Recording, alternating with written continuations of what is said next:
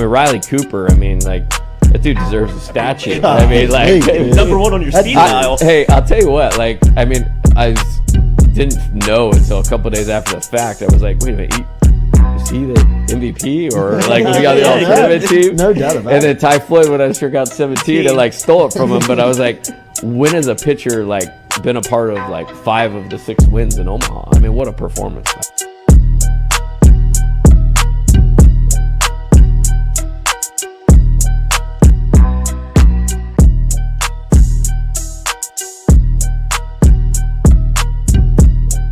Coach, it's great to meet you. Thanks, sir. Thank you for the time. Yes, sir.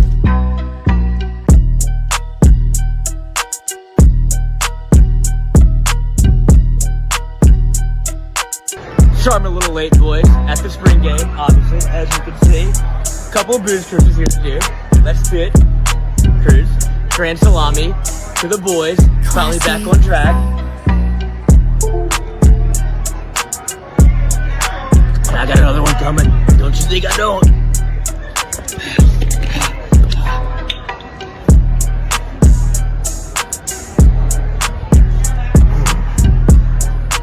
And that's how we roll in Tiger Stadium. Just watching the spring games that were on television, one thing that jumped out about your squad is your quarterback room is very talented compared to a lot of the league and a lot of the country. I wonder, is it easier to recruit that position when you have talent or when you don't have talent?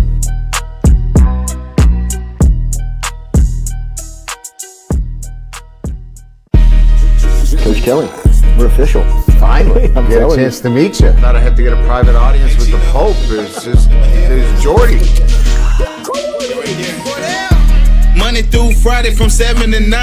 Yeah, you see the notification, we about to go live. We got all your favorite guests, we got them in line.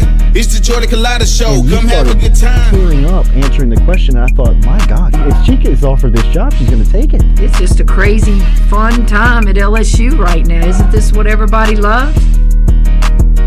From the boot to the east to the west coast, no matter where we at, we live. Open up the phone lines, come and join the show. Make sure you tell your friends about Jordy Culotta Show. Yeah. Let's go!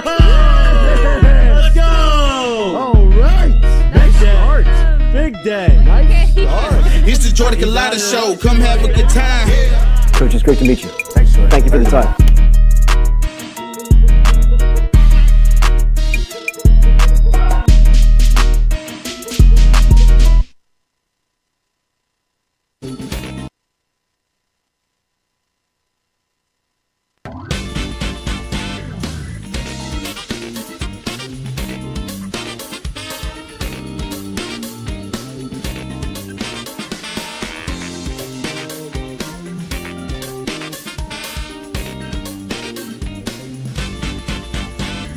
Welcome into a Thursday edition of the Jordy Culotta Show. As always, we are built by our friends over at RMB Builders. Get in touch with Rhett and his crew online at rmb-builders.com or just search them on Instagram. Whether you're looking for a brand new house or you need a reconstruction or just an add-on, RMB Builders can help you today. We're live here from our Click Here Digital Studios as always, as we are nestled up here on Interline Avenue in between Drusilla and Airline online at clickheredigital.com. Our phone line every single day is brought to you by our friends over at Southern Regional Medical Center. Get in touch with Charlie Harvey and Jason Ramazan. Real doctors, real solutions. Today's phone line, we got Billy Embody going to stop by from On 3. We'll talk to Billy about recruiting, his thoughts on the Tigers and the Rebels this weekend from the Grove over at Vaught-Hemingway Stadium in Oxford.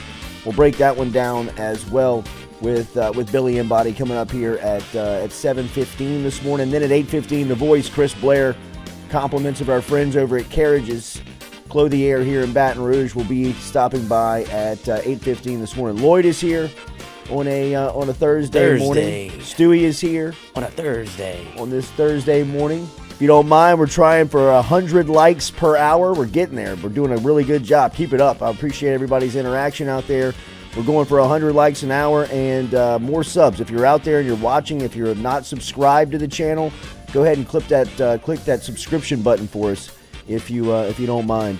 As we get going here on this Thursday morning, as LSU and Ole Miss, such a great series, kind of when you think back on it, when growing up was really kind of the one that I was told about LSU football.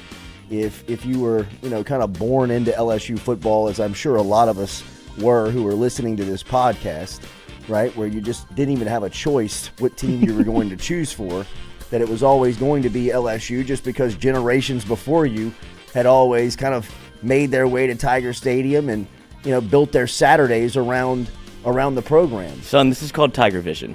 And really the program and the game that I think about as a kid, like kind of cutting my teeth as a young fan with LSU football and hearing stories about LSU would always really center around Ole Miss. Obviously, it would always start with the Billy Cannon story, right? I know my grandfather, Ben Cook, who passed away in 2000, which I hate for him because he was a lifelong LSU fan who suffered through many years, especially later in life, of, kind of the 90s was kind of his last thoughts and visions and sights of LSU football. Really took him out. Before it just went into this golden age of the last 23 years of, playing for national championships and pumping out pros and, really becoming a heavyweight. But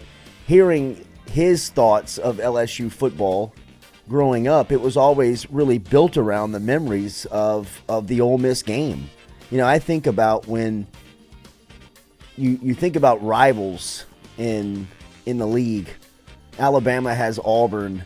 Mississippi State has Ole Miss. Florida has Georgia.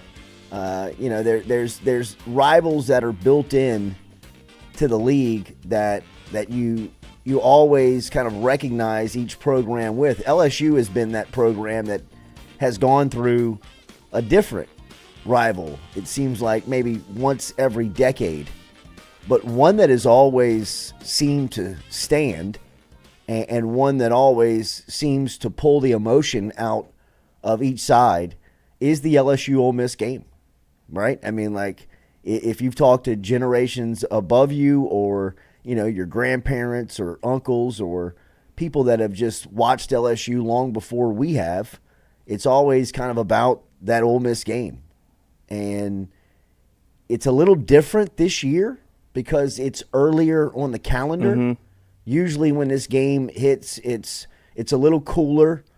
You're much more into football mode as far as the weather, the games, the programs go. So it's a little earlier on the schedule, but still the closer you get to it, the more it feels like that game that has kicked up so many memories and so many close games and games that'll be talked about forever, right? I mean, you can play Ole Miss and LSU football for another 300 years, and they're going to talk about the 1958-59 game when Billy Cannon returned the punt on Halloween night. They're going to talk about the Odell Beckham punt return in 2013 for a long time. They'll talk about the Devery Henderson catch in 2003 to win the West of a national championship season that really some of the memories go back to that game. I mean, the LSU Ole Miss game has stood for generations. I've always said, for my time coming up, it always felt like Auburn was the true LSU rival, and then it kind of moved into Florida after that. But that Ole Miss game was always there, right? I mean, it was always a game that, it had that feeling to it. So the closer we get to it, some of the memories, some of the games, some of the times of the LSU Ole Miss game seem to pop up. Again, it's a little different because of the schedule, the timing of it, where it's usually it's synonymous with Halloween. I mean, it's always on Halloween weekend. It's always the last weekend of October. So to see it and have it in this in this time slot is a little weird. I know the game in like 1972 with Burt Jones. This game was crazy where they had like the 1 second on the clock. I believe the wide receiver Brad Davis, where LSU got a little bit of home cooking that day. from the clock operator. The nighttime stood still. Right. And Burt Jones was able to connect with Brad Davis, which is a legendary game in this series. I mean, there's so many stories along the way. And, you know, this is just from the LSU side. I'm sure from the Ole Miss side, there's so many more memories from this game as well. So, you know, if you have any memories, if you were there on any particular night, jump inside of the chat and leave your memories. We'll get to them. We'll read some of the chats here and get to some of the thoughts of this game, because it is one that usually has something to it, right? I mean, I still remember in 2002 the game where Saban like roasted Jimbo Fisher going into halftime because the offense just wasn't clicking, and LSU ended up getting beat at home that night by Eli in Tiger Stadium. The night, you know, that was the season before that classic in 2003 at Vaught-Hemingway. But there's always kind of been a weird story. I remember Ogeron taking a team into Tiger Stadium in 2005 that you want to talk about undermanned now. Don't do it, Daddy. I mean, like, got some boys on this team that's ready to play football now. They were young. This was an Ole Miss team that was young. This was kind of early in the recruiting life of Ed Ogeron's first Ole Miss team. And this is like Jamarcus, Dwayne Bowe, Early Doucette, Jacob Hester, Justin Vincent, Glenn Dorsey. I mean, like, they got like the Megatrons on the field for LSU. And they go to OT. They got to go to OT in 2005, and Jamarcus hits Dwayne Bowe on a 4th down slant in Tiger Stadium to win it. I mean, like, they don't score there, they lose. Leslie. Yes. Is that 2004 or 2005? That was 05, because I mean that was less. So I'm looking at 05. A true Les special, baby. Those Ole Miss games are always interesting. Yeah, Les. This is 40-7. Okay, maybe in 06. But I think it's 06. Could have been 06 then. Yeah, I was there. Where was the game in 05? 05 was in Ole Miss. Okay, so it's 06. Yeah, because I went back to 2004. Yeah. Yeah, I was there for the Odell. I want to say it's 10, 14, I mean 23-20. 23-20. OT. Because in 2005, you could tell that they had put must have together been Houston Nuts last yeah, year. I guess because no, I'm sorry, not because Ogeron left it to Houston Nut.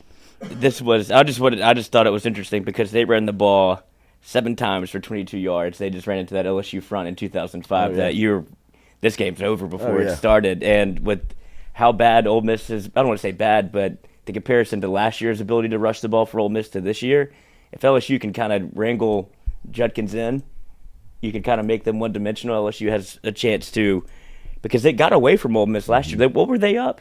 They were up 17-0. 17-0 in Tiger Stadium. It was really kind of Jaden Daniels' the slow start. True coming out party. Yep. Like he had kind of done it at Florida, and you had seen spurts of it. But then he started. But then he put it together at Ole Miss, and this is kind of like what started his run, where you were like, man, LSU's legitimately got a quarterback. And, you know, now, I mean, he is, like, you watch these shows, you watch these college football shows. I mean, like, Jaden Daniels is respected as the best quarterback in the league. Yeah. A lot of people are talking about Rattler. You know, I think Rattler's making a lot of money right now. Yeah, he is. He's streaking up the draft boards. He's seeing it. And they but- got that receiver. Are they playing Tennessee this week, South Carolina? Yeah. I think that's when the Rattler coming out party started. He threw 6 touchdowns last year against Tennessee, and then an upset. Yeah. So, big week for quarterbacks, I guess, kind of figuring it out on the offensive end. But I brought up last year because the way that Jaden Daniels started last week, the slow start against Arkansas, where you kind of saw the same things, where it was kind of little messy footwork, kind of lazy throws, where he just kind of got off to such a slow start. And what Will Campbell always says, like, Jaden don't ever change. Like, his face stays. You could tell that demeanor was just, even he was kind of like, I got to get this thing figured out. And then you get 1 throw or 2 throws, and that's all it really takes is for him to get hot. Is 1 throw, 1 good throw, and he's like, all right, I'm back into it. And you could kind of see a little emotion from Jaden Daniels, like, probably for the first time. Like, after he throws the touchdown to Brian Thomas, you can see him look at the sideline like, I'm here. Like, it's on me now. Like, I'm the guy. And I love that. I think a lot of that came from the stadium. There's a lot of where, you know, they didn't want to get all the way to booing, but it was becoming a lot of throwing your hands and, you know. Like, what are you doing? Yeah, exactly. Like, ugh. And then and the way that LSU was running the football, I think is underrated in that game. Like, they could have, you saw it, to milk the clock with 5 minutes left, to do a 5-minute drive in the fourth quarter, you kind of imposed your will on Arkansas, a team that has a pretty good front seven that you were able to pretty much control the line of scrimmage and ice the game. No, it was a very impressive drive to win the game. Like, that's exactly what LSU had to do to ice it. And the way that they handled that was flawless, and I thought it was really directed by the quarterback. I mean, he looked so much more comfortable back there, and over the last 3 weeks, over the last, really, you know, last 3 games, he is really stressed pushing the ball down the field. And to me, that has been the difference of that's the next step. That's what's elevated him to this next tier of quarterback where there's a different confidence level around him. I mean, it's really just the recognition of one-on-one. Yeah. You know, I mean, when they are recognizing one-on-one now, they're taking advantage of Malik Neighbors and Brian Thomas. I mean, the disrespect that Florida State showed this offense when you go back and watch the film is, I mean, really, it's mesmerizing. I mean, it's appalling. I mean, like, to know that they're this good and, like, the safety is playing like Les Miles is calling plays. I mean, they're 8 yards, 9 yards away from the ball just because they just don't respect it. But, I mean, you know, the LSU will not run into that problem again. I mean, with the way that they're playing right now. It opened up the entire offense. I think that's what Jaden finally realized. JD5 was trying so hard not to turn it over. Then you get the early turnover against Florida State, got it out the way. And after that game, it's been, all right, I stretched this thing down the field. Now the running lanes are open for him. It's easier to check it down now. It makes him play top down, which I feel like makes it so much more comfortable for him to be able to stretch the field vertically, take your shots, and trust your guys. Yeah. All right, let's get to the phone line here, brought to you by Southern Regional Medical Center on this Thursday morning. Our friend Billy Embody from On 3, who we're linking back up with. It's good to catch back up with Bill here on this Thursday morning. Billy, good morning. How are you? Doing well, guys. How are you? Doing good. Real quick, let's start with some recruiting information. You had a story up on 3 about Xavier Atkins, who is a Louisiana native finishing his high school over in Texas. A lot of speculation on his commitment to LSU and whether or not it was going to stick. You got an update on it. What is it? Yeah, Xavier Atkins is shutting down his recruitment, at least from what he told us, that he is going to stick with LSU and sign with the Tigers. He's from Jonesboro Hodge High School originally, moved over to the Houston area to play for Summer Creek for his senior season, kind of change things up, get a little bit more high-level development with his game, and he's thrived because of that. But it's also kind of moved him out of small-town Louisiana. He's taken a bunch of visits. The recruiting process when he committed to LSU back in July 2022 was very, very different for him than where it was this spring and into summer, where a lot more programs were coming after him. They were coming by Summer Creek to see him. And now, after taking all those visits, he's decided, you know what, LSU is the place I want to be. And it was kind of a complicated road to get there. There was a lot of thought that he would decommit, and Texas A&M was trending, and they were going to flip him. And we were kind of waiting for an announcement from them or from him at any point. And LSU had kind of moved on. They had just picked up Tylen Singleton. Devin Smith, a Georgia linebacker, was starting to trend LSU's way, and they were ready to cut ties. But Xavier Atkins showed that he was, back on board and serious about this when he showed up in Baton Rouge over the weekend for the Arkansas game, and got the all clear and was able to announce that he was, locked in, and he wasn't ever like formally out of the class, but formally back in with the class. A big defensive tackle was down over the last couple of weeks and was tweeting out about his visit, but he's committed to Texas A&M and Gabriel Relaford up at Evangel. I know LSU right now is making a big push on defensive players and specifically interior guys up front. Where do they stand? How did they leave a mark on Relaford on his visit? Yeah, Gabe Relaford is one that is definitely a tough battle for LSU to win, and quite frankly, just probably a little bit of their own doing in a way. This is somebody that blew up as a junior in terms of his game tape. It was really impressive, over 100 tackles, a bunch of forced fumbles, sacks, all those things. And then you get to the spring and the evaluation period, and he starts picking up a bunch of offers. Texas A&M, Baylor, a few other programs that offered him, some SEC schools, Ole Miss, Vanderbilt, and LSU went by twice and didn't offer him. And this is a kid that has a great frame, super productive as a junior, has some projectable traits as well on the defensive line. And so for them to not offer after everyone else was kind of seeing what talent he has, we moved him up right outside the top 100 overall prospects in the country. I think that didn't sit well with him. And then he didn't camp in June. And then in July, they just offer. So they kind of dug themselves into a little bit of a hole on this one. But he is from Louisiana. The LSU offer did mean something to him. He came down for the Grambling game with his entire family. So they can kind of feel like they have a shot at this point to flip him and get him on board. But they're going to have to get him back for another visit. This is not one where Texas A&M is going to go away easily. They hosted him for a game already this fall, so still work to be done on Gabe Relaford. Sean Washington is a former LSU commitment and a junior college player now at East Community College. We've got a couple of listeners inside the chat curious on the status of where LSU sits with him. Yeah, they sit in a good spot. He is one of the he's one of the I guess top junior college defensive linemen out there. Originally signed with Georgia.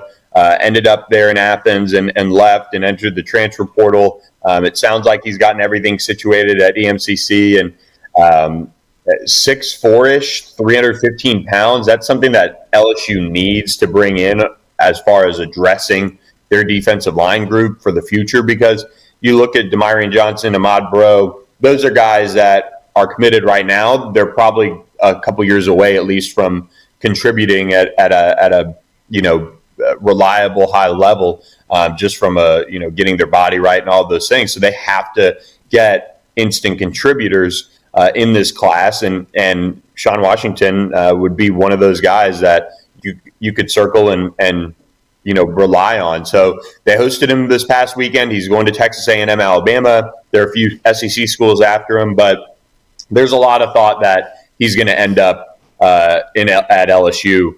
Which would be a good pickup for the future of the defensive tackle position, just, again, addressing that. And they'll still look to the portal. They'll keep trying on Gabe Relaford and guys like that to address it. Are they still moving and trying on Dominic McKinley? Yeah, that one, I do hear that they're still trying. But, Dominic is one of those, and his family. I mean, they wanted to get their decision out of the way, and they didn't really enjoy the recruiting process, too much. So we'll see if he pops over for a game. That's something they're still working on, but right now, not too much to report on that. Kind of like his entire recruitment was very quiet overall on what was going on for the most part. Is there any other names on the board right now that they're pursuing at defensive line? I know that this is an area that they are in almost desperation mode for in moving forward. Outside of the names that we're talking about, who are the other names that they are after? Yeah, I think right now the new one was Sean Washington that was brought up. I think for me, looking at it, unless they can somehow find a way to get in on somebody outside of a Gabe Relaford who can be an instant contributor, I think they're going to have to go to the portal, which means looking at it in December and during that month-long window, which LSU's had success in. Jordan Jefferson is a big piece of that. Mekhi Wingo. They have to find another defensive tackle in particular out of that spot. They need to find an edge rusher that can come in as well. I know the future is bright. Deshaun Womack has shown that, and you still have Harold Perkins that has been able to come off the edge, but you've got to address that for the future. So they're going to hit the portal heavy from what I understand. And look, they have 24 commitments right now. That's that it's also a numbers crunch thing too. If you want to address in the portal, which they need to do that at multiple positions still. Terry Bussey is a 5-star athlete that LSU has been pursuing. His commitment date is closing in. Where do the Tigers stand? Yeah, it's today, 3:45 Central.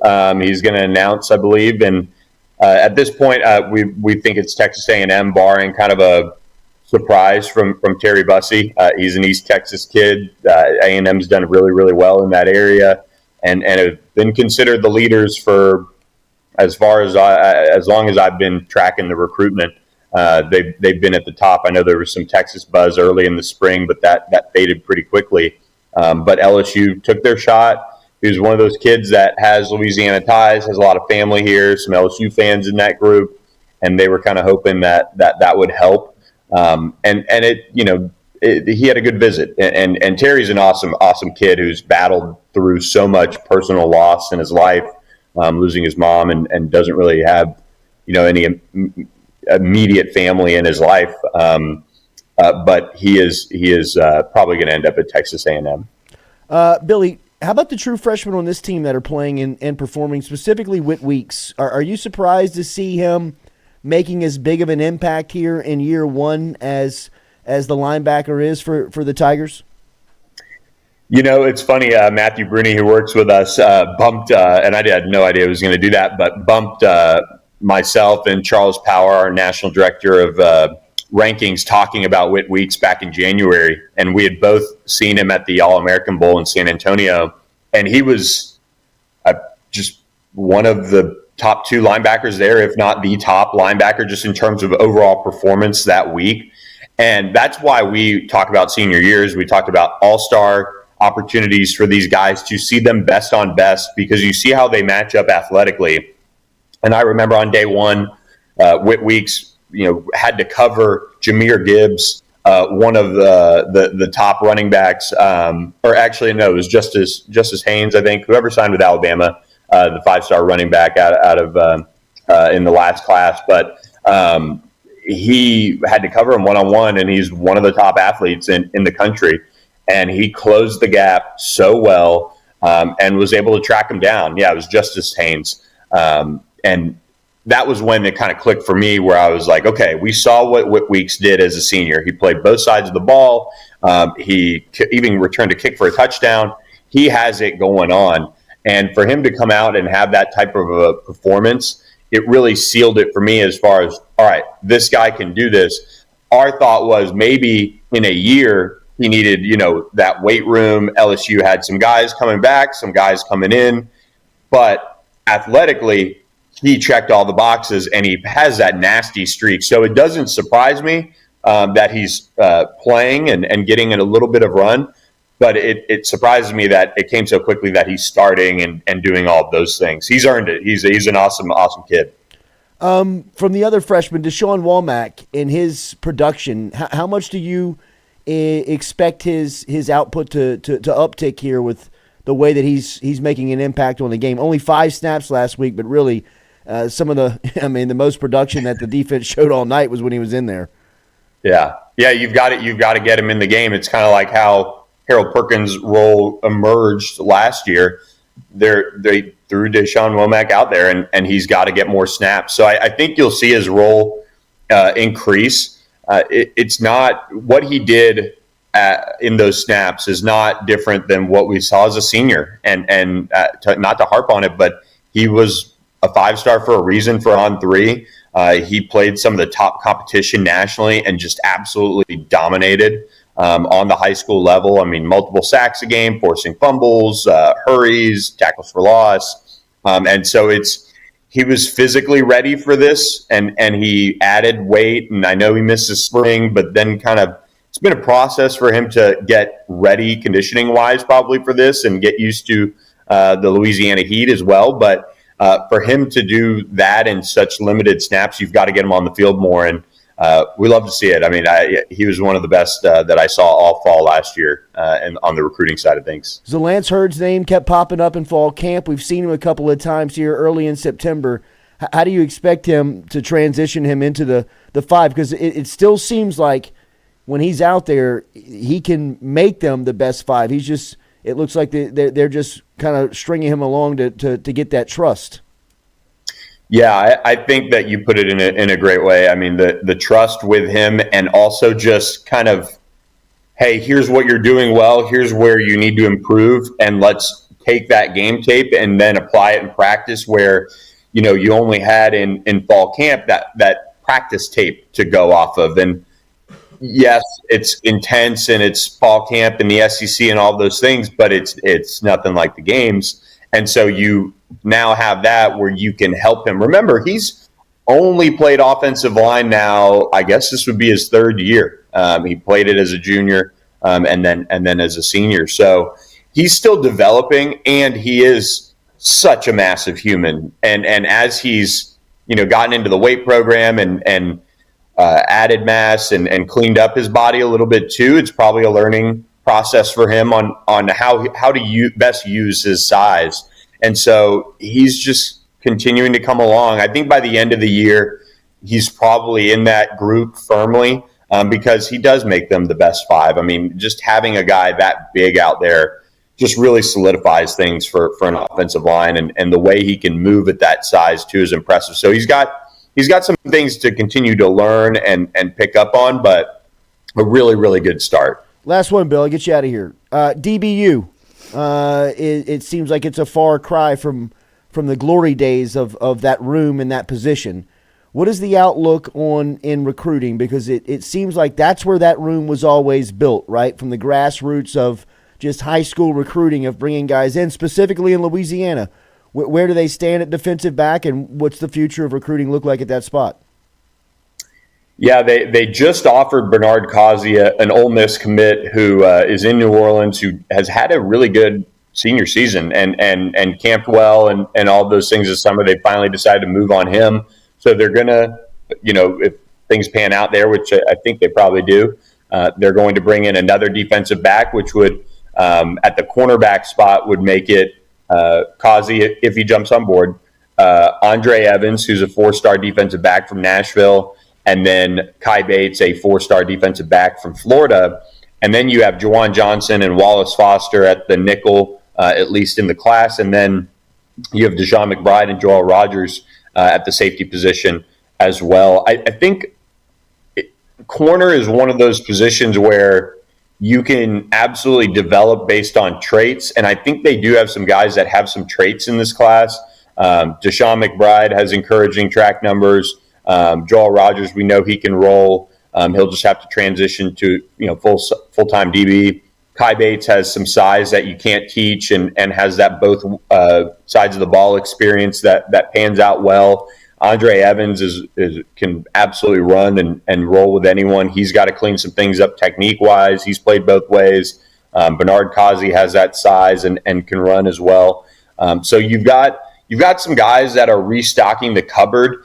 I just think it's such a stopwatch position that if you're unsure on some of those things, that's where you kind of get into trouble. So that's why you see, the fastest guys, at that position are usually the top rated ones. Derek Stingley, I think he had one of the top spark performances at a Nike camp in the history of the event. And it translated on the field. So there's that fine line to walk of, okay, this is a football player and game tape looks really, really good. But I think getting to a point where they're, really relying on the analytics of that piece would help. But they have a really good defensive back class, I think. And if they get Causey, then it's really kind of rounded out well. So I think they're doing a good job addressing it, and they're working on it. This is the last one, I promise. Trey'Dez Green. My dude is blowing up at Zachary, right? Number 1 tight end in the state, maybe the number 1 recruit in the state, also a high-level basketball player. Started out at East Feliciana, is finishing his high school career up at Zachary. What about this transition for him? Yeah, it's been awesome. And he got there and just rolled into the weight room and took it seriously. And this is where it's why we say rankings are always kind of fluid, because last year, despite being productive, he had moments where the tape was kind of, it was almost like he didn't show up or didn't have to try, probably is what it was a little bit for him. But now you get into a Zachary program that obviously is built on hard work, winning, all of those things. And he took to that weight room in a great way, added some really good weight. He looks awesome physically. And now he's just able to, show that explosiveness, that strength, that size. He's running better. And it's paid off for him so far. He's off to a huge start to his senior season. And we're looking forward to tracking this one the rest of the way, because he's been a guy that was very much on the radar as a young prospect. And we've seen some kind of dips and some highs and some lows with him. But he's saving the best for last, which is really important, that as you watch senior seasons, those are the best indicators. Who's trending up, like Whit Weeks we talked about earlier. He saved his best for last. And so we love to see that from Trades Green. He's been awesome. Billy Embody, a part of the crew at On 3. They'll be covering Tyler Bussey's commitment this afternoon, 3:15. LSU, Texas A&M will have hats on the table. As always, On 3 doing great work with Embody and his team. Thank you, man. We'll talk again soon. Thanks, guys. Have a good one. All right, there he is, Billy Embody checking in this morning. Remember, you can follow them and keep up with them. That conversation brought to you by our friends over at Go Roof, GEAUX, roof.com. Get in touch with Go Roof online.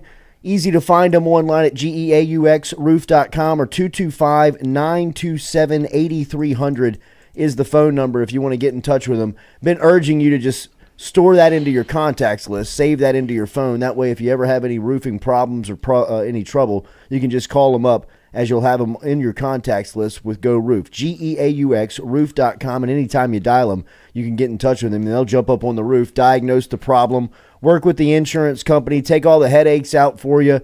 You get that 2-year free workmanship guarantee with all new roof installations when you work with Go Roof. Online at GEAUXroof.com, a beautiful roof every single time, no matter if it's residential, commercial, or you just need roofing repairs. You can call our friends over at Go Roof, 225-927-8300, or online at GEAUXroof.com. That is some concerning stuff for LSU at the defensive line. Yeah. When you talk about recruiting, listening to Billy Embody, who's as dialed in as anybody to that, and has got great relationships.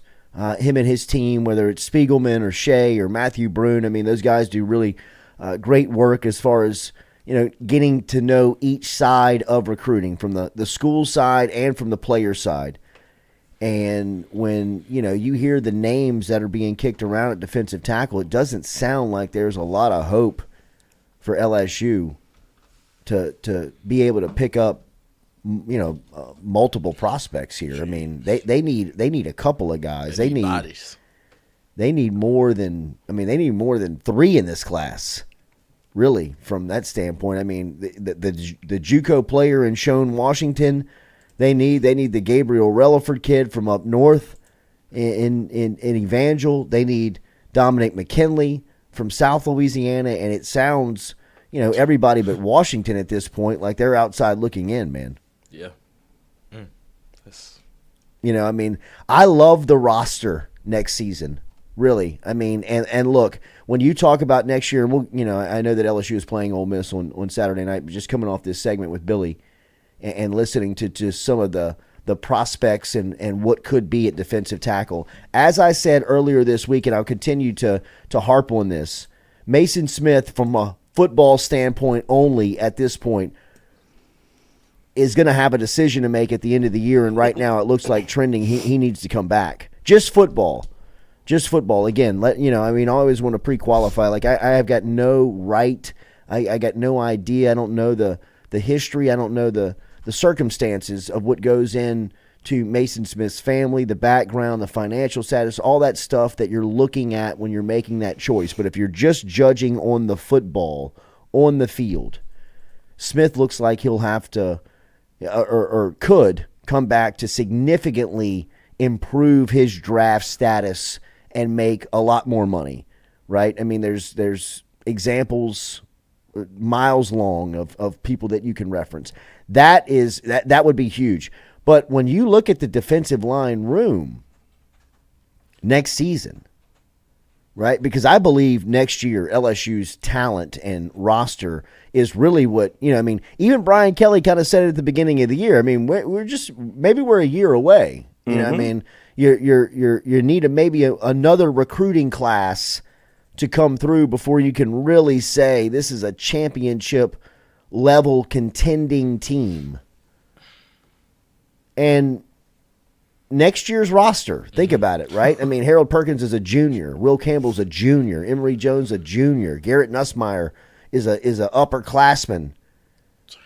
I mean, at this rate, I believe Brian Thomas will probably go pro, but I mean, it looks like he could come back and be your number one wide receiver. If not, you got guys in the pipeline like Shelton Sampson who's coming up. Feel fine about that room.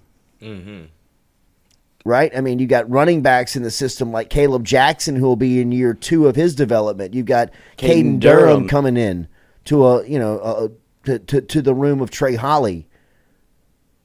Like we said, I mean, Whit Weeks will be a sophomore. Harold Perkins will be a junior. Deshaun Walmack's in his second season. Savion Jones looks like he'll be back.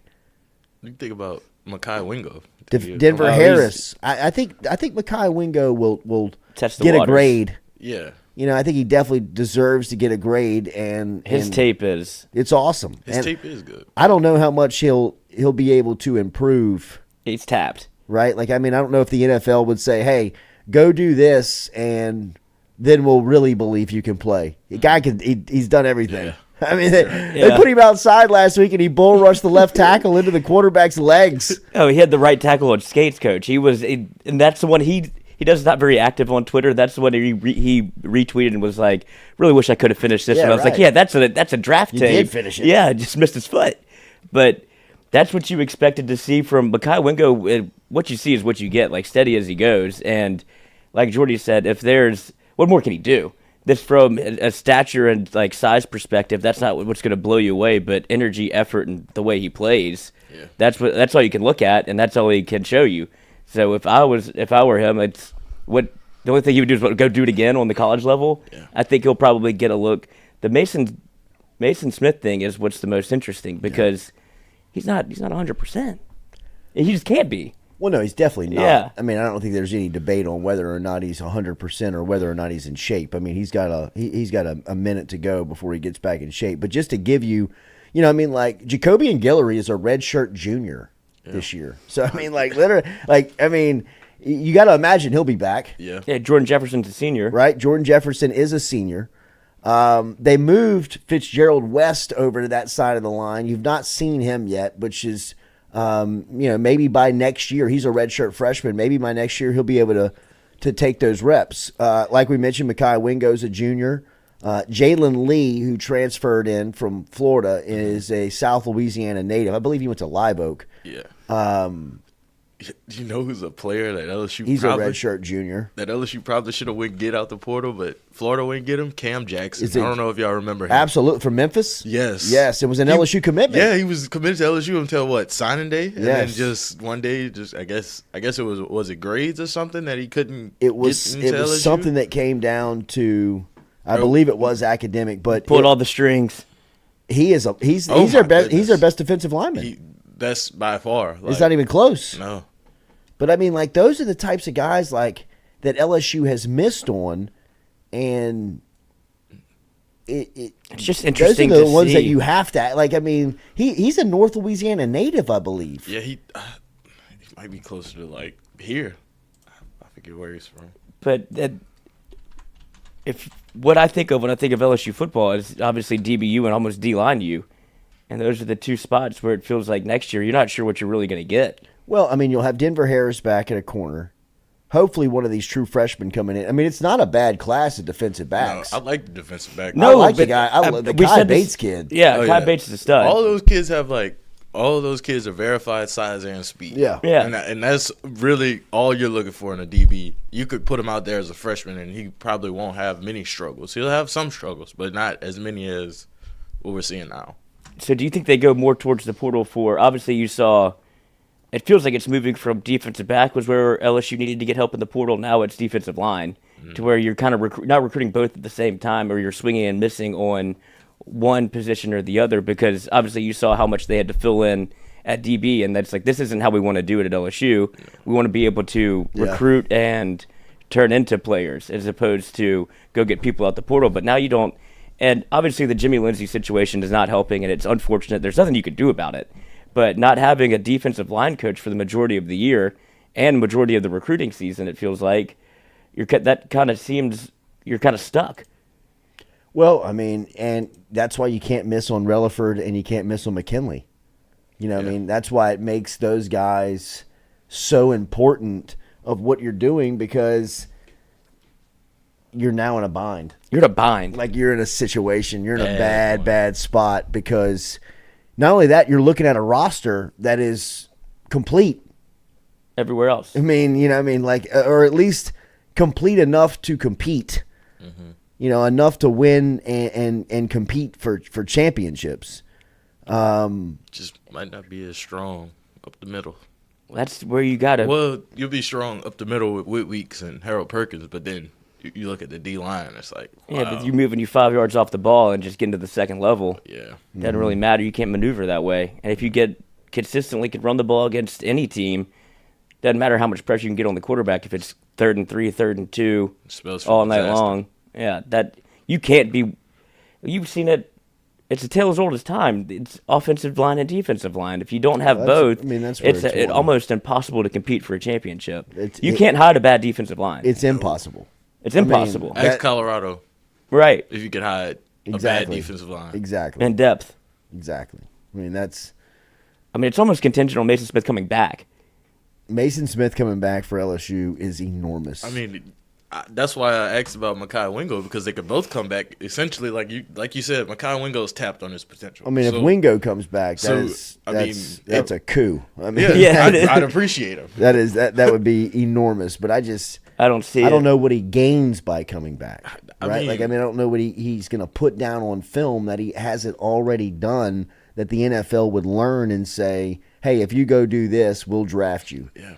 You know, I mean, there's nothing that the NFL is going to say, we don't know this about you. We know you can do this. We need this. We're taking you, right? I mean, if that is the case, then Mekhi Wingo doesn't have a choice at all. You know, I mean, he's a 5'10" defensive tackle that could be a first through third round pick. Right. I mean, like, you're good. You did the job. I mean, that's you're tapped out, man. Go get your money. And on if you flip the coin, Mason Smith's all of those things that you need to prove.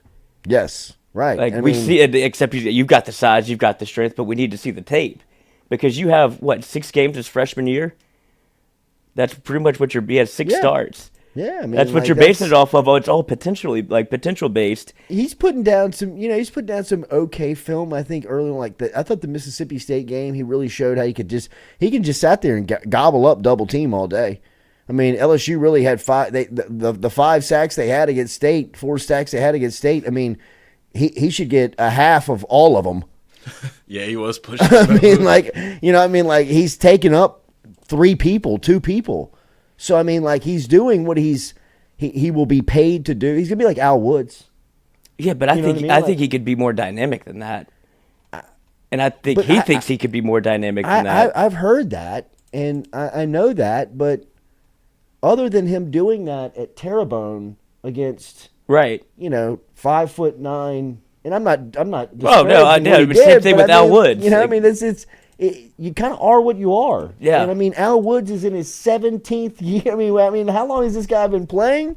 He's been playing 13 years, 14 years, collecting a check in the NFL, and they're never going to get rid of him because he can just sit there all day, take up 2 people, stand up straight, and single up these, gazillionaires, defensive ends to go eat, going up against these these offensive tackles. So I mean, that's essentially who Mason Smith is to me. I mean, he would have to prove that he is a true game wrecker, like Glenn Dorsey. Right. I mean, like Glenn Dorsey could take a game over. And see, I think that's Mason Smith's potential. Really? Yeah. He had that potential. I agree. Before the knee injury, Mason Smith was on that same trajectory of dominating games, taking over games. All-American. Exactly. And then, awards. Not you saw not it. gobble Why? up. Why? Like, I mean, he played a series. Yeah, I mean, but I'm saying, like, you saw it, like, his freshman year and even, like, the Florida State game. He was dominating early. Three plays, he was dominating. He dominated all 3 plays he played against Florida State. If he's making a play on the play, he gets hurt. Exactly. So it's like, if that's who Mason Smith is, that's a first-round pick as opposed to a guy guaranteed bona fide gobbles up double teams and you take in the 5th. He's not a double team gobbler. He's a gap shooter and a playmaker. Game wrecker. Like, that's the potential, and that's why I think that's the decision he's going to have to make at this. And hey, we could all be wrong, and he could flip the switch this weekend, and it goes Nathan Smith's show for the last half of the season, and then you're back to looking at the 2024 recruiting class going, where's your defensive line? But for this year, you want to see him get to that all-star, superstar potential where that's the Mason Smith everybody's been waiting on. And he could flip that switch if he can. It does seem like he is, it's not fair to say out of shape, but he's not in game shape yet. Right. And if you go back to the LSU Gold where he's featured and you see him like on the side trying to like rehab and get into shape, it's fairly obvious that he is laboring to try to get into shape. And whether it be the knee injury or the ankle injury, he's never been able to put 100% into conditioning. And now he's trying to do like a Glenn Davis, like I'm playing myself into shape during the season. And he didn't have a choice because you can see the 1 to 3 snaps or series where he is full go, and that's when he is impacting plays. Like Mississippi State played a slower tempo. He was able to catch his breath. You could sub in and out. Ole Miss will not do him that favor. No. If they get rolling on consecutive first downs and are able to convert on third down, which they've struggled with, and they start going hyperspeed, and you got zero stuck out there and you can't sub, it's going to be a long night for LSU. Yeah. No, there's no doubt. I mean, they're in a situation right now from a defensive line standpoint where they've got to build some depth through recruiting, and right now it would be through the transfer portal. But they're in a bind. They're in a spot, and as impressive as their roster is next season, and it is super impressive, if they don't have that spot tied up, they will not be able to close the deal, because at some point they're going to run into a physical team. Like you look at Texas this year, and that's to me what is the difference in Texas and everybody else that I have seen. Defensive line. Is their defensive line. And not only that, their offensive line is pretty good too. Oh, yeah. But it's the line of scrimmage. I mean, that is the difference to me of Texas and everybody else I have seen. I would put Michigan in that discussion, but I haven't seen them play anybody yet that can go back at them. I mean, I've seen Texas be checked and win. This D-line problem is definitely from Ed Orgeron. Jesus. We walked everybody. He walked everybody. Like, I'm looking at... Who's the guy down at Tulane? Oh, damn. Somebody in the chat just said it. Brandon Hollingsworth just said it. Johnson? Jenkins. Pat Jenkins. Pat Jenkins. Yep. John Eric. I mean, that kid's a player. He was committed to LSU, but up until signing day, and then Ed told him to walk. Yeah, Ed pulls the card. Like, I mean, you look at the class of 2021, you got Mason Smith, Savion Jones, Bryce Langston. No. Landon Jackson, Xavier Carter, and that's it. You've heard from 2 of those guys. 2 of them. I mean, where is Bryce Langston? Is he still on the roster? I think he's still on the team, but I mean, doesn't play. He's just a body, I guess. And then Brian Keller's first class, Quincy Wiggins. Had to get. Haven't seen. MIA. TyG Hill.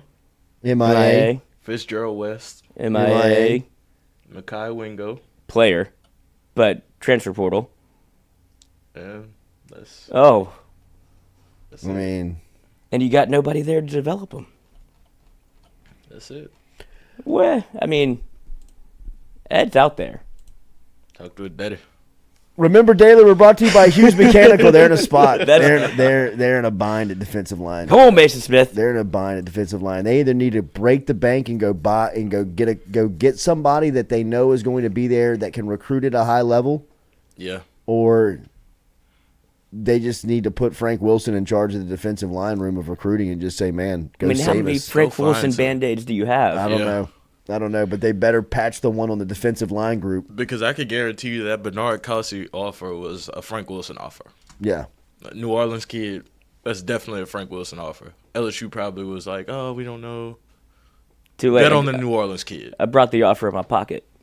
Hughes Mechanical Contractors, located in Zachary, Louisiana, serving all of South Louisiana, Zachary, New Orleans, Baton Rouge, Lafayette, North Shore area, over to New Orleans. You can get in touch with them by logging online at hughesmechanical.net or by dialing them up, 225-658-2147, 225-658-2147. They are a trusted Daikin dealer over at Hughes Mechanical, and it doesn't matter whether it's commercial or residential.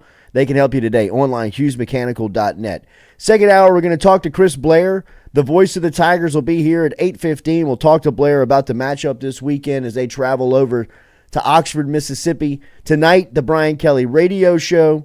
Today, Brian Kelly will meet with the press following the LSU's practice. That will be the final time we'll hear from the head coach this week before they kick it off tomorrow, on Saturday, over at Vaught-Hemingway Stadium in Oxford, Mississippi. Where's Trevante Valentine? Oh, man. Jeez. The unicorn. Valentine. Oh, my goodness. Could only play, 3 snaps a game? Against Wisconsin to talk about a space eater. That was it. Yeah, you want to talk about a space eater. Wait, double team eater. Wait till Valentine gets here. That's all we heard. Wait till Trevante Valentine can play. You know who you didn't hear it from? Dave Aranda. That's right. It was everybody else around. I was like, that man is not going to play. He got a standing ovation in Wisconsin, Lambeau, whenever he got in the game. Everybody's like, there he is. And there he goes. Gets shoved around. Offense was moving 15 yards down the field. He's still at the line of scrimmage going, ooh. It's cold out here, too. Appreciate all the interaction. Over 100 likes here in hour number 1. Awesome. If you have not subscribed and you are watching right now, hit that subscription button. We'll be back with hour 2. We are live from our campus over here at Click Here Digital. Remember, being a part of the team over at Click Here Digital, we can help you out with all of your digital marketing, whatever it may be. Google ads, Facebook ads, social media ads. We can help you on all of that. If you need the phone to ring more, we can make the phone ring. If you want the door to open more, you need more foot traffic, we can get more people into your establishment. Or if you need more web traffic, we can drive more people to your website. All of that capable over here at Click Here Digital. Email me directly, jordy@clickheredigital.com. Hour 2 next.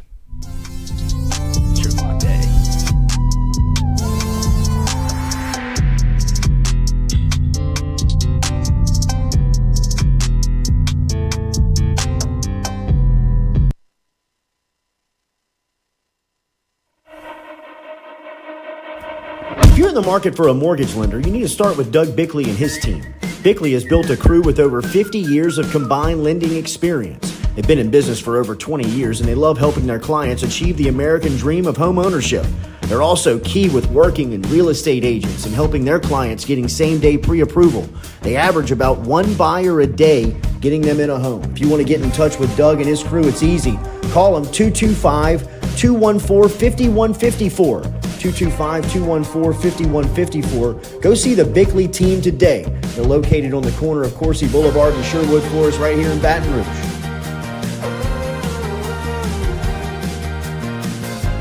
What's up? What's happening? Chilling with a couple of cool guys. You? Chilling and watching some tube. Hold on. Did you do it? Hold on. Did you do it? Roof's up. Hold on. Roof's up. Roof's up. Roof's up. Hold on. Hold on. Hold on. Beautiful roof every single time. True. True. At Auctioner, we know healing is a team sport. That's why we've partnered with world-renowned orthopedic surgeon Dr. James Andrews to create the Auctioner Andrews Orthopedics and Sports Medicine Institute. Whether you're a professional athlete or a weekend warrior, our team of specialists are dedicated to getting you back in the game. So whatever your reasons are for reaching your personal best, we've only got one. You. Auctioner Andrews Institute. Long live you. Are you looking for sound financial advice? Then get in touch with Daniel Newman of Edward Jones. You can call him today at 225-261-8262 or email him daniel.newman@edwardjones.com. If you're planning for retirement, saving for college, for children or grandchildren, or just looking for sound investment opportunities, get in touch with Daniel today, 225-261-8262, located on Magnolia Square Drive in Central. Daniel Newman of Edward Jones.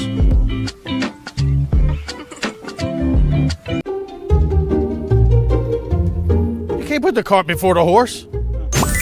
That'd be like, will you marry me? Do I know you? Never sign a contract with a roofer before he gets on your roof. Call Go Roof instead. We offer a free, no-obligation inspection. A beautiful roof every shingle time. Bobby, goes in the front. Roof, roof, Go Roof. Belmont Stakes Race Trainer.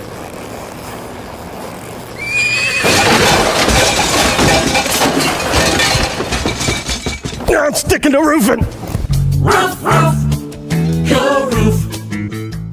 Kentucky Derby training.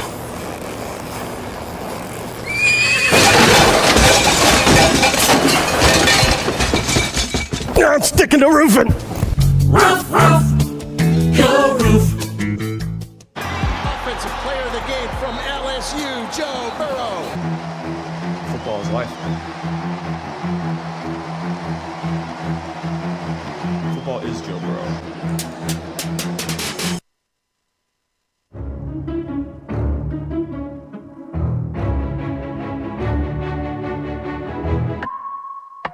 You have found the Jordy Culotta Show. Who knew I would make it this far? They hated, they never believe me. Yeah, I would never drop the ball. I know I make it look easy. Yeah, Mayweather with the defense. I don't care what a critic gotta say. I got them picking up the pieces. That to me, you really playing with your life. I'm about to come and run it all back. I'm the new era, about to snap back. You ain't fitting for it, cause you all cap like. Hold up, I shoot my shot. Wait, hold up. With the Pope, there's Jordy. When it go up, moving fast, already gone. Yeah, but you bringing me back. Try to double cross me, dog. Just let me relax. Stop assuming what we doing. The Jordy Culotta Show, brought to you by Click Here Digital.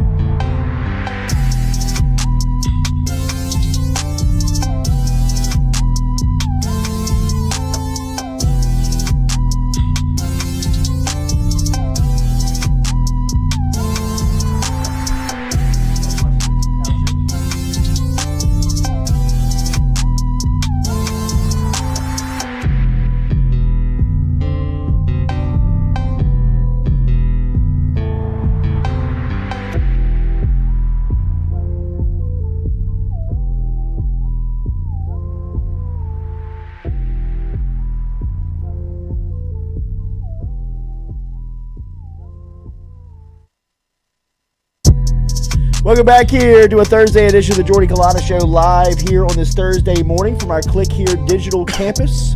As we are live, make sure and give us a like, share, and follow if you don't mind. Subscribe to the channel if you have not already done so. We appreciate you being here on this Thursday morning and getting going on this football weekend. Is football coming to you tonight? Who's the NFL game tonight? Let's see. Any good college games? You see this Damian Lillard trade?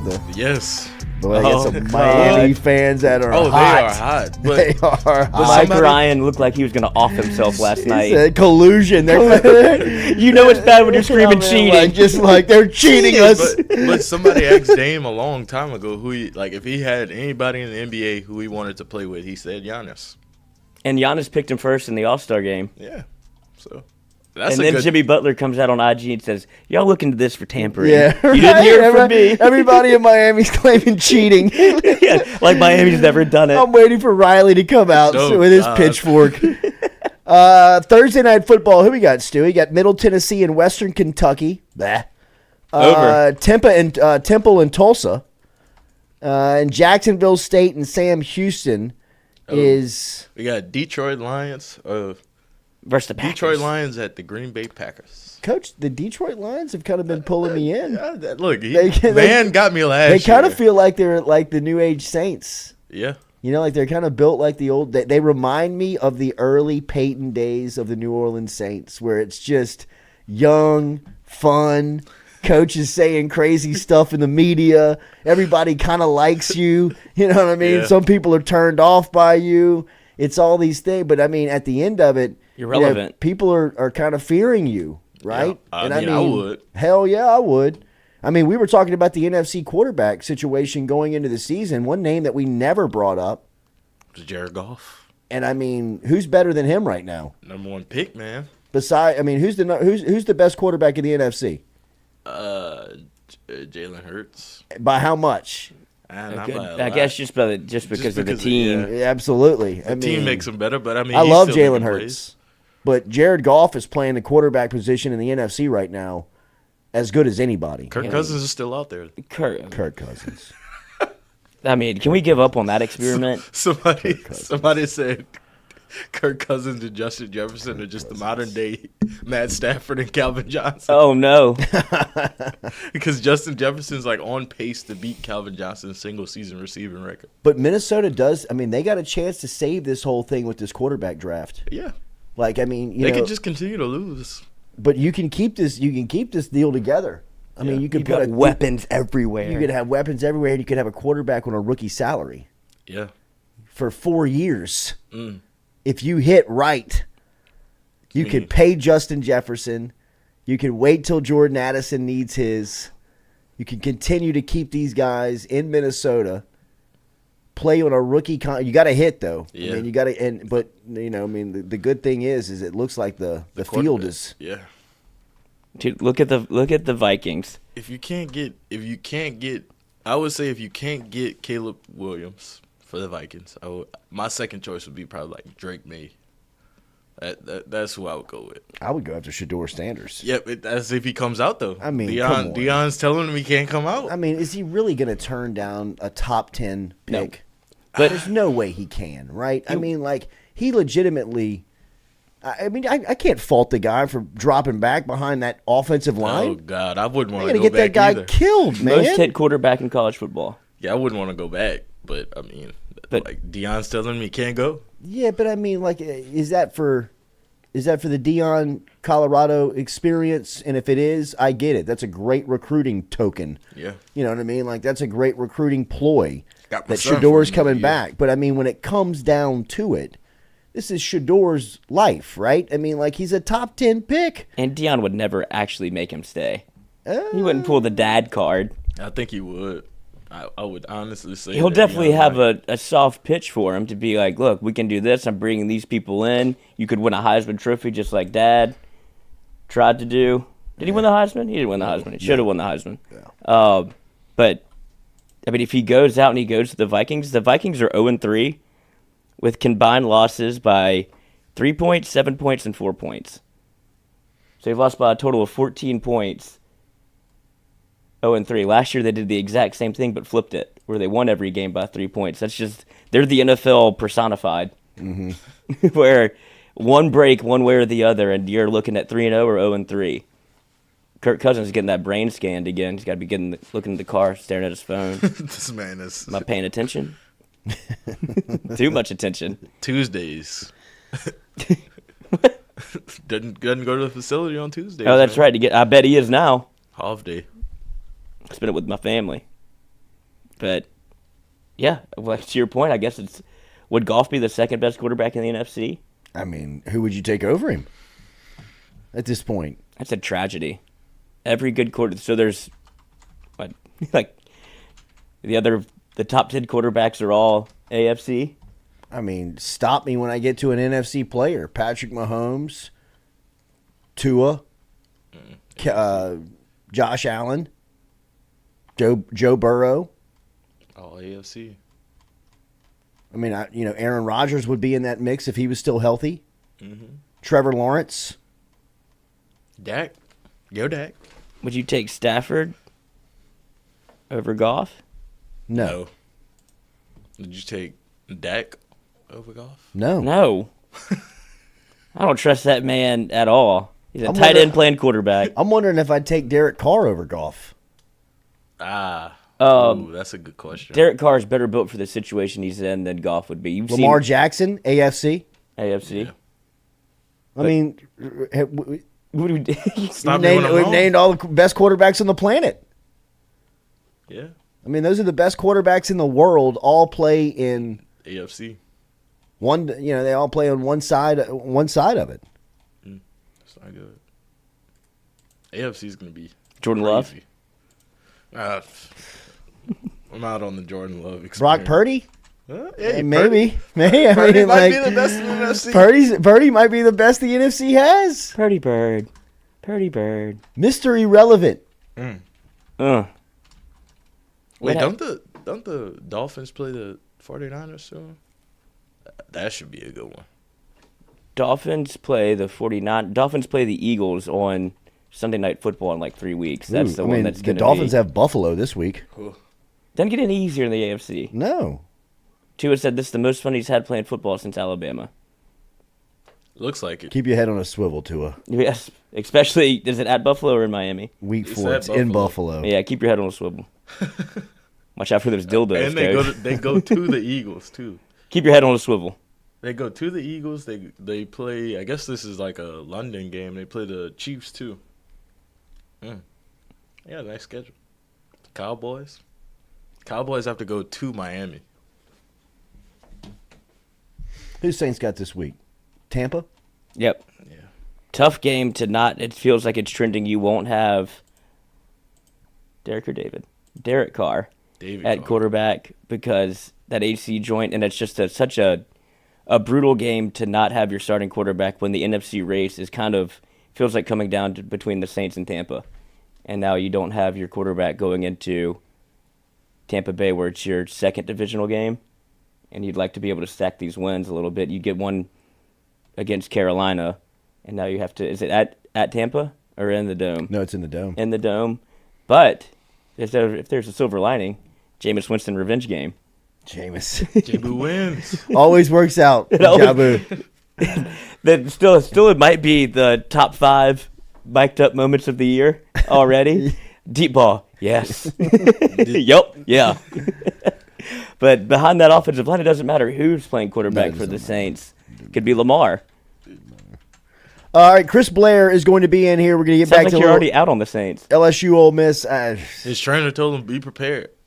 I mean, I don't know what you can do with like bad offensive line. You know, like if you have certain positions, you can't cover up in football. I mean, defensive back and offensive line, the Saints and LSU's issues are glaring. Yeah, I mean those are you. It's tough to camouflage that. And right now, I mean, the secret is out.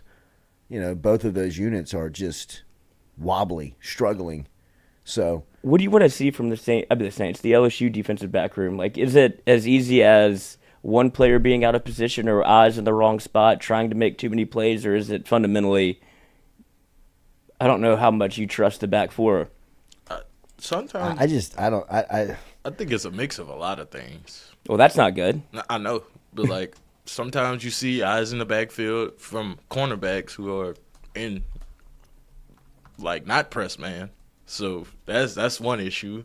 Then you got guys trying to do other people's jobs. That's another issue. Then it's just a talent thing sometimes too. Because I see a lot. I think it's that's what you get a lot of from Major Burns, who knows what he's doing, and he's trying to run around and cover up for people that may not know what they're doing. And I think that's what Brian Kelly's talking about. One man, do your job. You know, one person for all 11. You know, if you play within the scheme, it won't be as What does this defensive back room remind you of any LSU team that you've covered? I wouldn't even say it's worse than the 2013 team. It's worse than the 2013 defense. I cannot recall a defensive back room that just had this limited amount of options. Yeah. Right? Like, I mean, that was one thing that always was so secure about the DB room at LSU was its depth. Mm-hmm. Was that you always had dudes in there that could play. Somebody can play. Like, you're going to figure this thing out. If you got to go through a little bit of a revolving door, it's not going to take as long for it to stop because somebody is going to step up and play. And really, it's the mentality. That's what always separated that room from the rest of the group. You got to think about the wide receivers that have run through LSU over the last 15 years. I mean, whether they were throwing the ball or not or could complete a pass, I mean, it wasn't, somehow they ended up at LSU. I mean, everybody from Ruben Randall to Dwayne Bowe to Early Doucette to Russell Shepard to Russell Gage to DJ Chark to guys that are, playing in the league, right? Forget Jamar Chase, Justin Jefferson, Odell Beckham, Jarvis Landry. I mean, those guys are, first ballot, but they've had dudes run through there as well. I mean, the defensive back room at LSU has been tested as much as any NFL program out there, and just showing up and going to practice. So, I mean, you got to bring a swagger, you got to bring a mentality with you every day to work just to win the day, just to win on Tuesday. And that is what seemingly is just not present when you watch them play. Like just that overbearing confidence of it is going to be a long day for you. And, I don't know how you reestablish that other than going to get a bunch of dudes. Yeah. Get somebody with some mindset. Like Corey Webster would be, you couldn't walk in that building between 10 and 20 without seeing one of them in there. Ryan Clark was in there. Corey Webster was in there. Eric Reed was in there. Somebody from DBU, Tyrann Mathieu was in there. Patrick Peterson was in there. Somebody was in there making sure that everything was intact. That it all was still being abided by, kind of the laws of DBU. And I'm not blaming, I don't know whether those guys are around or not, but it feels very disconnected from the standard. And, I think that starts in recruiting. Well, yeah, because Ed O would bring them back for Saturdays absolutely. and have them in the middle of the DBU circle. They had their own ball that they would all circle around and get you in that mind state of, hey, y'all, if you're in this circle, you're one of the best players on the field at any given time. And now it just doesn't feel like they're there all the way. But I'm also holding out hope for at least one more game to see what the LSU defense can look like, because this is going to be a real test. Yeah. Arkansas was good, and you could see how close they got to putting that game away towards the end if you could sack KJ Jefferson one or two times. And just get him on the ground. Yeah, and Harold Perkins forces a fumble, but it's at the end of the half. And then you see Deshaun Womack, he forces a fumble, but they don't recover it. So there's plays being made, but those are the plays you have to capitalize on. Chris Blair, voice of the Tigers, next here on the Jordy Culotta Show. Remember, daily we're brought to you by Katie's Restaurant down in New Orleans, located on Iberville Street. Get in touch with Katie's online at katiesinmidcity.com, katiesinmidcity.com to find them, and you can go visit them on Iberville Street. They got 6 new televisions that they just installed for their new Sunday hours, 10 a.m. to 6 p.m., embracing the football schedule, pregame, postgame. If you go to the Dome, all of it you can do over at Katie's on Iberville Street. katiesinmidcity.com. The voice of the Tigers next.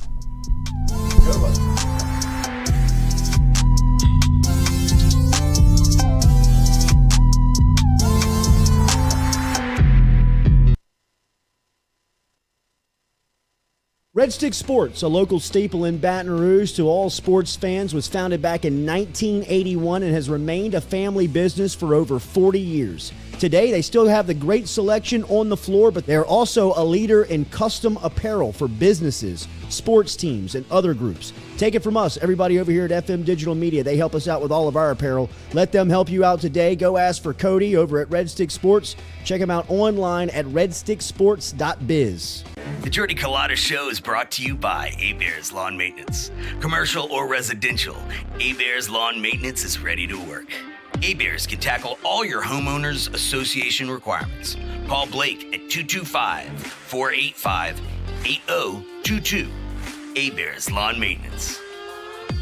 In a wreck, Gordon McKernan Injury Attorneys is ready to go to work for you. Come meet your team. I'm your intake specialist. I coordinate your case and connect you with your attorney and paralegal. That's us, your legal team. Thanks. And we'll fight to get you every dollar you deserve.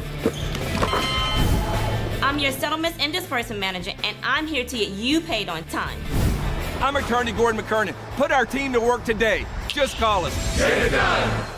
Hey Tiger fans, when you're traveling through Natchez, Mississippi, make sure to visit Tom and Wright Granning at Go Mart and On The Go Deli, where you can fill up your tank and your belly. Go Mart has clean restrooms, community coffee, an awesome beer cave, and a great selection of anything you may need on your trip. Located at 4 Sergeant Prentice Drive as you're entering Natchez on the left. Also stop by Wardo's Po' Boys at 309 North Broadway on the beautiful Natchez Bluff, where the Po' Boys are so good you'll swear you're in Cajun country. At Auctioner, we know healing is a team sport. That's why we've partnered with world-renowned orthopedic surgeon Dr. James Andrews to create the Auctioner Andrews Orthopedics and Sports Medicine Institute. Whether you're a professional athlete or a weekend warrior, our team of specialists are dedicated to getting you back in the game. So whatever your reasons are for reaching your personal best, we've only got one. You. Auctioner Andrews Institute. Long live you.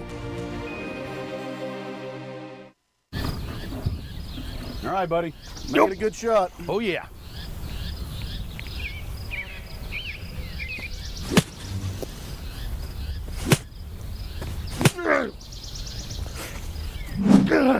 Sticking the roof in.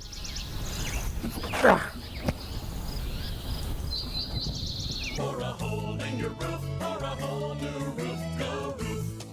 Roof, roof, go roof. Hey, Greg, the roof up? Roof's up. Roof's up. Roof's up. Roof's up? Roof's up. Roof's up! Beautiful roof every single time. True. True. Phil's Oyster Bar, a staple of South Louisiana since 1945, located in Southdown Shopping Center and online at philsoysterbar.com. If you log online, you can learn about the private party schedule, the catering menu, and even order online.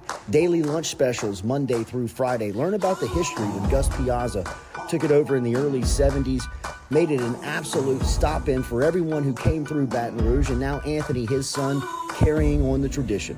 Phil's Oyster Bar, Southdown Shopping Center, and online, philsoysterbar.com. Let's be special. Let's be strong. Let's spell greatness from the top. 1, 2, 3, 4, 5, 6, 7, 8, 9,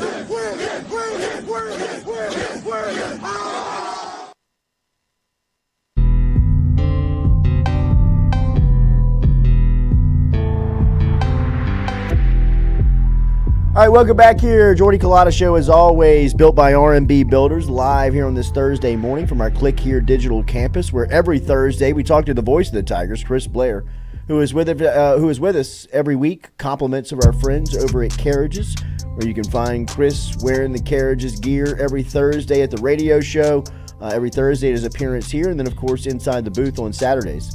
As he brings you the action, as this week they'll be at Vaught Hemingway Stadium over in Oxford, Mississippi, as the Tigers will travel to Ole Miss for a 5 p.m. kickoff on Saturday afternoon, Central Standard Time, which means that the pregame will crank up for you at 3 p.m. on the LSU Sports Radio Network.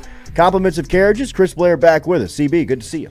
Good morning, and good morning, everybody. Yeah, it's looking forward to, man. At 5 o'clock Central Time, we'll start in the daylight and then finish at night. So kind of the best of both worlds, and it was good to hear we're going to play at 11 up in Missouri, which means the team will get back hopefully with a victory a week from Saturday and get back at a decent hour. But, it's a short trip to Oxford, so it's not bad. I mean, Vaught Hemingway is one of those places in the SEC that I think, give Ole Miss credit. I mean, it's the right number of seats for their fan base.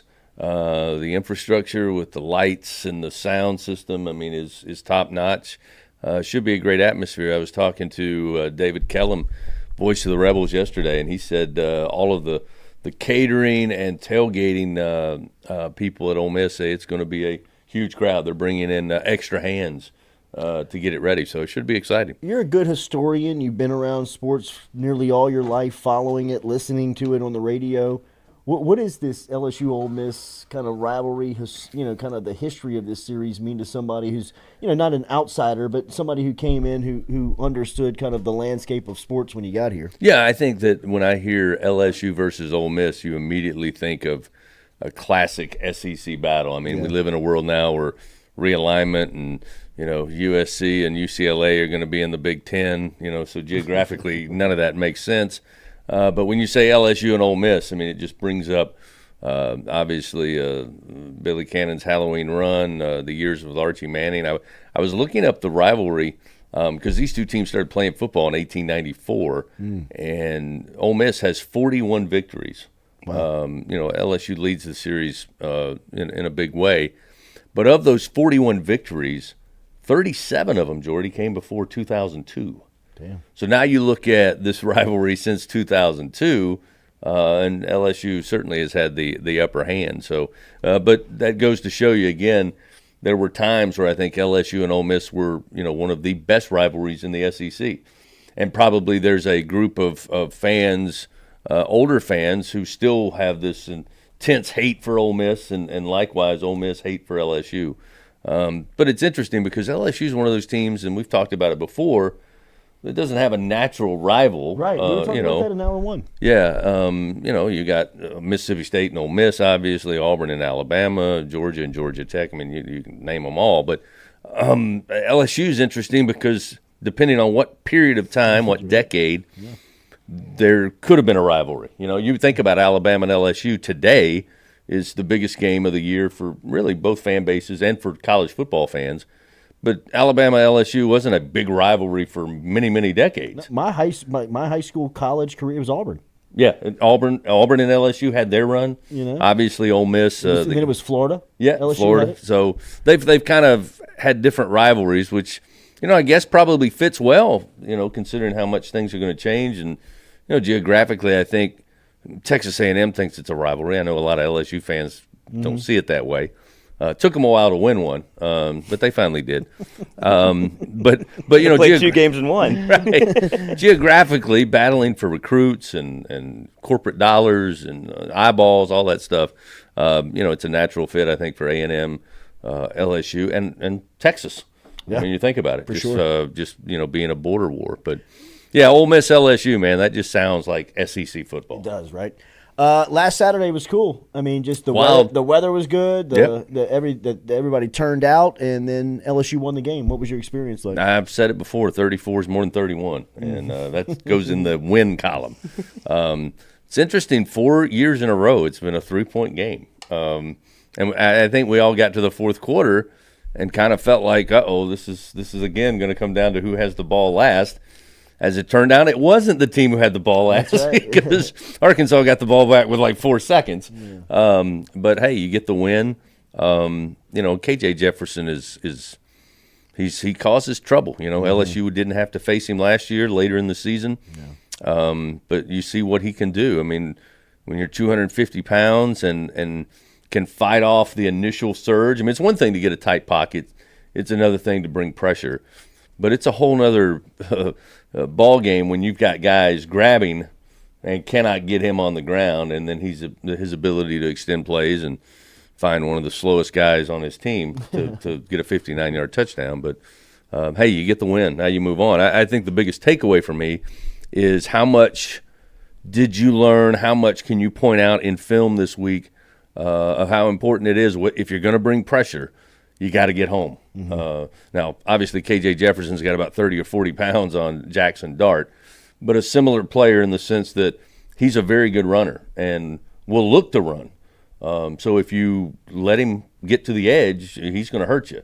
If he can extend plays, even if you contain the edge, if he extends plays, he can flick it down the field in a similar manner, maybe even more accurate than KJ Jefferson. So I think it'll be interesting to see how much pressure Matt House wants to bring when he picks that pressure or when he's going to play coverage. Because I think you want to keep Jackson Dart bottled up, but when you get to him, you got to bring him down. Because if you give him time to make a play, you're asking your secondary not only to cover the initial route, but then start to cover scrambling routes, and frankly, that makes me a little nervous. Did you learn anything about the quarterback last weekend? I just think Jaden Daniels is just as cool as the other side of the pillow. You know, I mean, I've always said he's got this West Coast vibe where he's kind of the same all the time. You know, he's pretty laid back.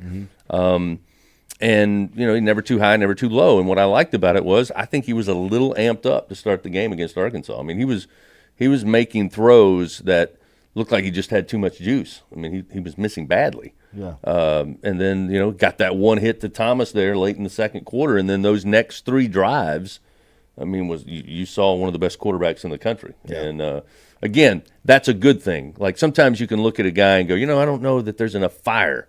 Does he get angry when things don't go well? I mean, does he, you know, I think in this situation it's good that Jaden is even keel and didn't get down on himself in that first quarter because he didn't play well. Yeah. I think he'd be the first to tell you that. But he just keeps it going.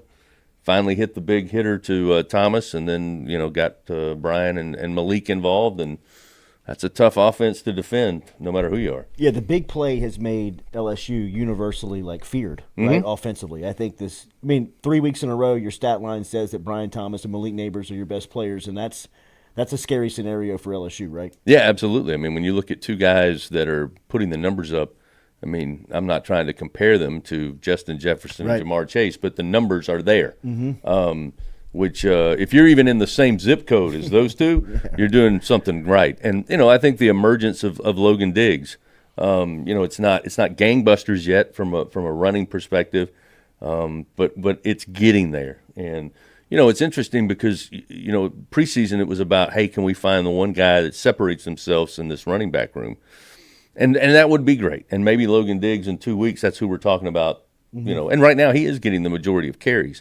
But have you noticed the rotation, depending on down and distance, where you are on the field, that they still can go deep into that? You know, I mean, Josh had the big 41-yard run. John Emery's playing a lot. Yeah, and John Emery gets in there. You're seeing a little more Caleb Jackson. As I told you last week, I'd like to see Logan and Caleb kind of be the main 2. But I think they're getting comfortable with situationally understanding who needs to be in there. I mean, I still think 3rd and long you're going to see Josh Williams because I think they trust him the most in pass pro. Yeah. But he can still run. He can still catch the ball. So I think of the running game. And I think the running game is going to be key against Ole Miss because this is an Ole Miss team that is 2nd in the SEC in scoring to LSU, 3rd in the SEC in total offense behind LSU and Georgia, believe it or not. Georgia, everybody says Georgia's offense is, you know, stagnant when they're 2nd in the league behind LSU, but only about 65 plays a game. And I asked David Kellum yesterday, you know, why is that? What am I missing here? Because when I think Lane Kiffin, I think tempo and pace. And, well, the Mercer game skews that stat a little bit because they scored just about every time they had the ball. They didn't have to have long, sustained drives against poor little Mercer. But Tulane, in the game that Tulane, without their starting quarterback, took them to the limit, they ran the ball. And it was 4 yards here, 5 yards here, 6 yards here. And they kept the ball out of the hands of Jackson Dart in the offense. So, again, we've got those explosive plays in the passing game, which you're going to need, and hopefully we see more of that. But I think if you can run the ball effectively, the old saying is that's your best defense is an offense that doesn't let them on the field. Sure. And from LSU standpoint, I respect Jackson Dart. I think he's a good quarterback. But Judkins scares me more than I thought he was the best running back in the league at the end of last year. I agree. Again, the numbers right now are hard to tell. I mean, you can't blame all of that on Quinshawn. I mean, the offensive line has some responsibility in establishing a run game.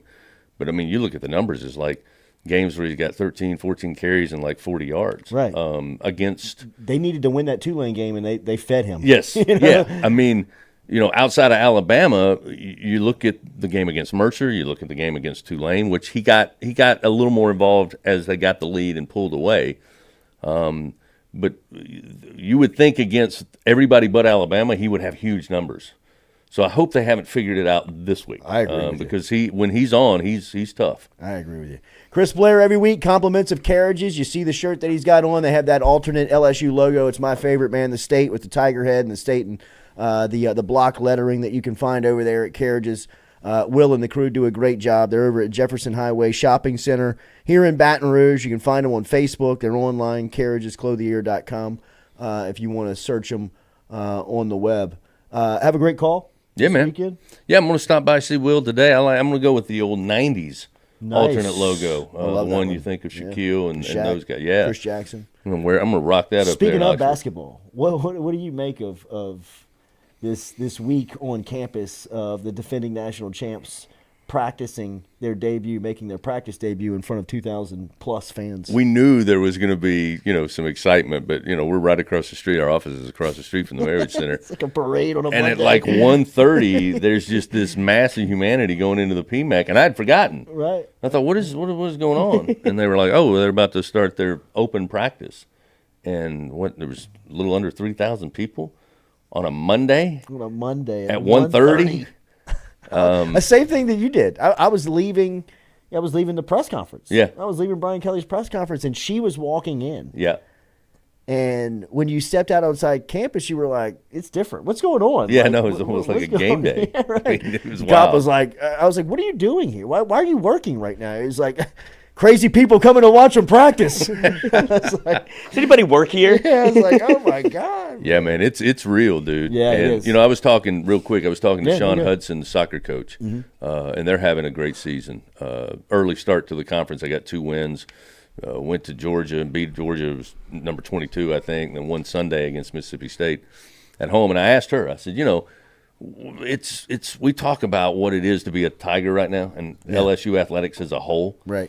I said, but from a women's sport perspective, like, how has that impacted what Coach Mulkey and women's basketball has done? And she said, you can't even, not even monetize, you can't even put a value on the impact that they're having. Like her kids, her little kids, her own, are excited about Angel Reese and Right. Flaugier and it's now they're putting 2,000, 3,000 people for a home soccer match to see LSU soccer.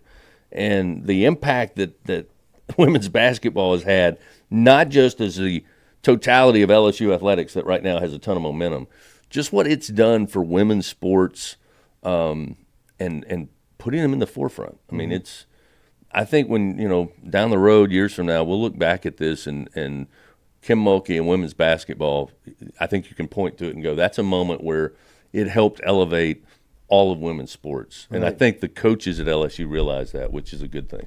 It is a bad time to not like LSU if you're out Oh, there. my gosh. I mean, it keep you up at night right now. There's no doubt. Any sport, you're like, oh, no. Here they come again. Oh, I turn on you go Wait, on they're Twitter. good in beach volleyball, too? I mean, you saw they announced women's basketball, 17 games are going to be on I saw television. that. Yeah. With ESPN carrying a bunch of them. Yeah, I mean, if you hate LSU, it's a bad Hate time. LSU. It sucks for you.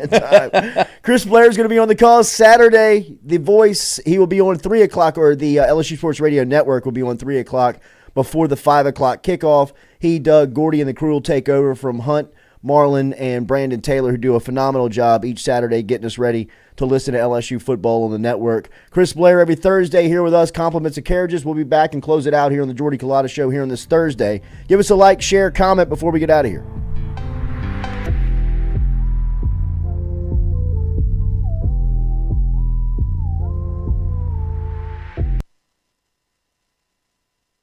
Malik Neighbors, a wide receiver. Favorite pregame meal? Popeyes. What would winning a national championship mean to you? It would mean a lot to me because, we seen a lot of the greats come through here, won their national championship, got, remembered for life. If you could have one superpower, what would it be? Probably fly. That or telekinesis. What's the best piece of advice that you've ever received? Do it wrong, do it long. Do it right, do it light. Kyra Lacey, wide receiver, number 2. Do you have any nicknames? K2. What's the best piece of advice that you've ever been given? Stay humble. If you could have one superpower, what would it be? Fly. I be flying in my dreams. What's been the highlight of your partnership with us? The bike giveaway was one of the best things. I was pretty excited about that one. Texas A&M, I just got a point to prove because last year I dropped 2 balls I should have caught. I'm coming for them for real. That's it. Thank you, man. My name is Harold Perkins, and I play linebacker. What's your favorite pregame meal or snack? Pasta with a little steak, something that's not too heavy. Any superstitions or pregame rituals? I pray a lot. Just be me and God before the game. Perky worky. I like when they call me the percolator. I like that. If anyone gets in a wreck, who should they call? Gore.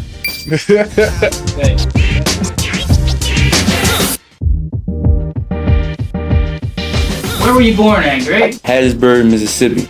But I claim 504 food because I was raised there my whole life. Favorite type of food is spaghetti. But you need to try spaghetti with some corn on the side. Funniest person, I'd probably get Kyron Lacey. He be having me joked out every time I talk to him. Who's the most athletic? You know, besides myself, Perk or Malik. Future self, just take one day at a time, one step at a time.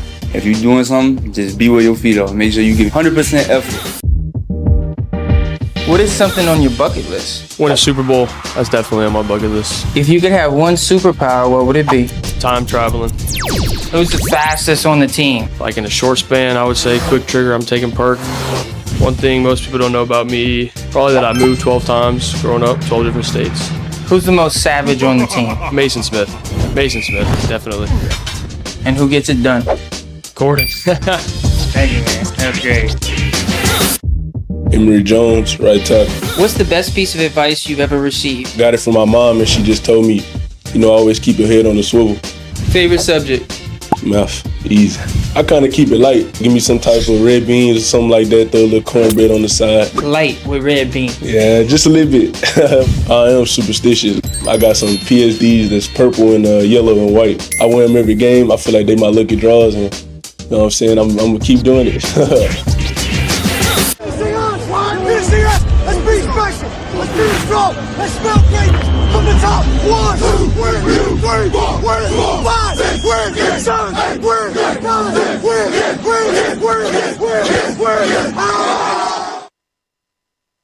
Red Stick Sports, a local staple in Baton Rouge to all sports fans, was founded back in 1981 and has remained a family business for over 40 years. Today, they still have the great selection on the floor, but they're also a leader in custom apparel for businesses, sports teams, and other groups. Take it from us, everybody over here at FM Digital Media. They help us out with all of our apparel. Let them help you out today. Go ask for Cody over at Red Stick Sports. Check him out online at redsticksports.biz. The Jordy Culotta Show is brought to you by A-Bears Lawn Maintenance. Commercial or residential, A-Bears Lawn Maintenance is ready to work. A-Bears can tackle all your homeowners association requirements. Call Blake at 225-485-8022. A-Bears Lawn Maintenance. In a wreck, Gordon McKernan Injury Attorneys is ready to go to work for you. Come meet your team. I'm your intake specialist. I coordinate your case and connect you with your attorney and paralegal. That's us, your legal team. Thanks. And we'll fight to get you every dollar you deserve. I'm your settlements and disbursement manager, and I'm here to get you paid on time. I'm attorney Gordon McKernan. Put our team to work today. Just call us. Get it done. Hey Tiger fans, when you're traveling through Natchez, Mississippi, make sure to visit Tom and Wright Granning at Go Mart and On The Go Deli, where you can fill up your tank and your belly. Go Mart has clean restrooms, community coffee, an awesome beer cave, and a great selection of anything you may need on your trip. Located at 4 Sergeant Prentice Drive as you're entering Natchez on the left. Also stop by Wardo's Po' Boys at 309 North Broadway on the beautiful Natchez Bluff, where the Po' Boys are so good you'll swear you're in Cajun country. At Auctioner, we know healing is a team sport. That's why we've partnered with world-renowned orthopedic surgeon Dr. James Andrews to create the Auctioner Andrews Orthopedics and Sports Medicine Institute. Whether you're a professional athlete or a weekend warrior, our team of specialists are dedicated to getting you back in the game. So whatever your reasons are for reaching your personal best, we've only got one. You. Auctioner Andrews Institute. Long live you. All right, buddy. Make it a good shot. Oh, yeah.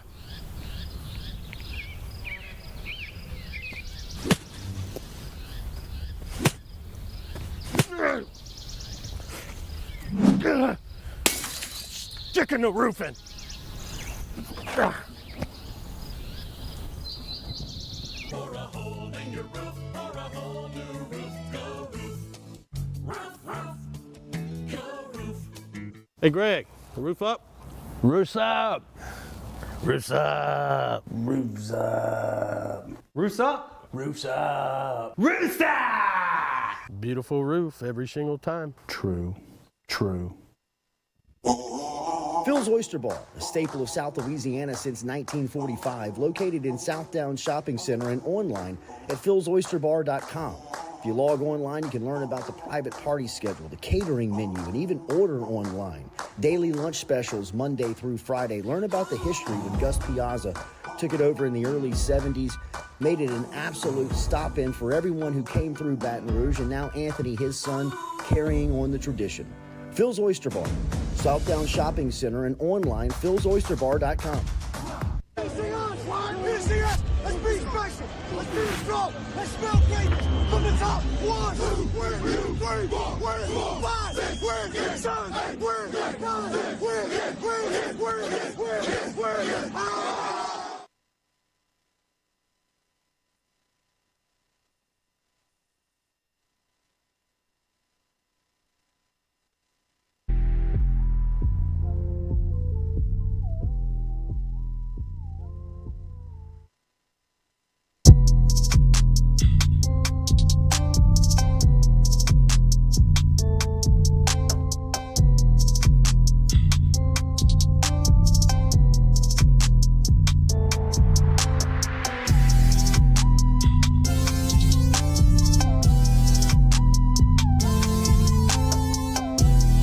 Yeah.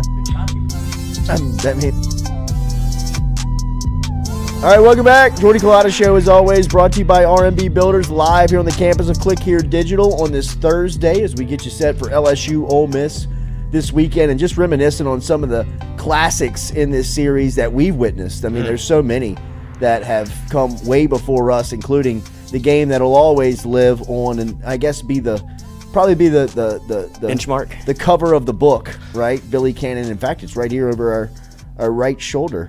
Him taking the punt back to the house. Are those the cameras that like you had to hold the flash? Yeah, I mean that was like a light bulb flash. Yeah, I mean you got one shot. Right. That's why we don't have that YA Tittle film. That's right. It's out there somewhere.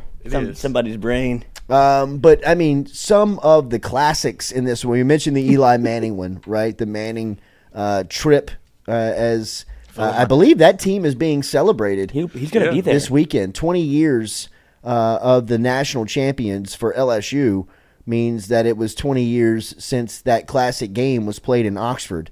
And I'll always remember that game so specifically because I watched it in New York City in Times Square by myself. I was on a family trip with my mom, my stepfather, and my sister, and it was a 2:30 kickoff, and it was kind of like it was 3:30 in New York, and we were kind of getting back to the hotel, and they were kind of tired and going to go to the hotel room, and I just walked out of the hotel and went into the first sports bar that I saw in Times Square. We were staying in a hotel in Times Square. I mean, we were the essential tourists. Right.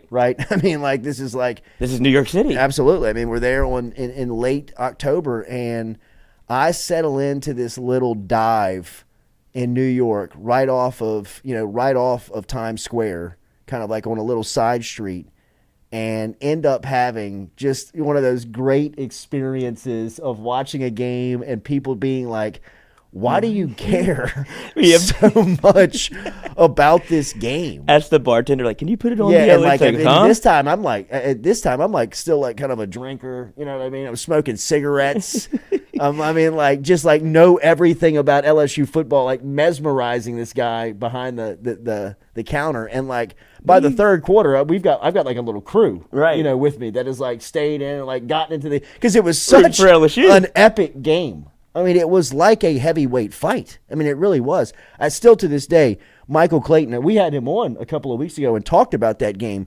Clayton was dominating that game early on. I mean, like he was, you could tell LSU's game plan was, this is going to be a heavyweight fight. We are going in with our best players. Like we are going to live or die with our best players. I mean, Clayton had touched the ball like 10 times in the first quarter and a half. And Jimbo throws him a like kind of like one of those just like tunnel screens where he just like flips it to him. And I'll never forget Jonathan Wade, the linebacker for Ole Miss, who had an incredible game, like went on to probably be the defensive player of the game for Ole Miss, peels back on Clayton and ear holes him at the goal line. And Clayton, he told the story here, he was bleeding out of his ear. And to this day, there's no way I will believe that he was not concussed. No, he was bleeding out of his ear, Coach. I mean, like the cameras are like right on top of him after he scores, and like Justin Vincent's like beating him in the head, and you can tell he's kind of like, I don't know where I'm at. Yeah. Like, I mean, I just got my bell rung, and the game totally changed after. I don't know if he caught a pass after that, but he was out on the field, and after that, it just became this like back, forth. I just saw you on the Ole Miss. You saw me? Yeah. In 2012? Yes. On Beckham's kickoff? Yes. I got the white beanie. I got the Gordy was like, so Gordy used to get me sideline passes by making me a photog. Like he would make me a photog. And would you bring your iPhone? I didn't have a camera. Like the first couple of games. He just Kent would be like, game. Kent Monday morning would be like, Gordy, like we're getting a little feedback about the pass, and people are saying that Jordy's from Guarantee, and he doesn't have a camera in the camera well. And so at least you didn't have you're probably the best guy to sit next to. He's like, dude, this guy's not jostling for a spot. Yeah, right. I mean, I'd stand up behind everybody. Yeah. Got my phone out. Yeah. Odell. Yeah. You got my camera. And so he finally, he gave me a camera, so I would just strap that thing around the chest, bro. I would never, I mean, there's probably pictures somewhere there of just like your the feet. most, weird, like Lane Kiffin standing by himself. But I mean, those were the best days of watching LSU football for me. Was probably that era of 2010 through 2016 through Leonard, of just having access to like watching it field level. I mean, that was the first time in my life where you think you can play college football. You know what I mean? Like you think like, man, I was all district. Yeah. You know what I mean? Like I played against Norman Lejeune. Cool. I played against Randall Gay. You know, like you go down there and stand and see 11 Norman Lejeunes. Go see 11 Randall Gays. Go see 11 Patrick Petersons going at each other in some of those big games and thinking like, bro. I don't know. I don't know if I'd be cut out for this. Yeah, thank God I didn't. It was, I mean, the long johns and the beanie. Man hates the cold. Behind the white. Hate the cold. Look, behind the camera. White. That's right, behind the white, Stewie. Hey. Take notice, Kent Lowe. Always following rules. Go. Cheering, bro. Tigers. Like the cardinal sin of the press pass. You know what I mean? Like Culotta isn't supposed to be cheering. I mean, just the absolute cardinal sin of just breaking all being, the rules. I mean, like not only am I in a press pass, I've got a purple shirt on. Yeah. No vest. Like I mean, just like fanboying. Go Odell. Go Odell. Like a purple stripe. Go baby. Y'all got to feed Odell here, Coach. I think that's actually the LSU Sports Radio Network issued collar. Like I'm all in it, bro. Like somebody get Culotta off the sideline. Standing up, cheering, jumping. Yeah, I was about to say side bumps Odell off the sideline. Bro, play that again. That has to be like if you're. Can you find Billy Cannon's run? I mean, like if you're tracking. Yeah, let me roll the tape here. Yeah, get the projector out. If you're tracking that thing, I mean, the track of it has to be very similar, especially when Odell cuts back. I know this when he and Jarvis are like coming at you.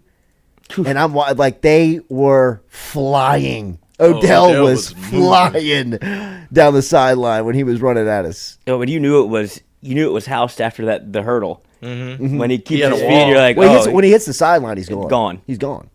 He's got the wall at that point. Can't catch him. Dangerous man in space.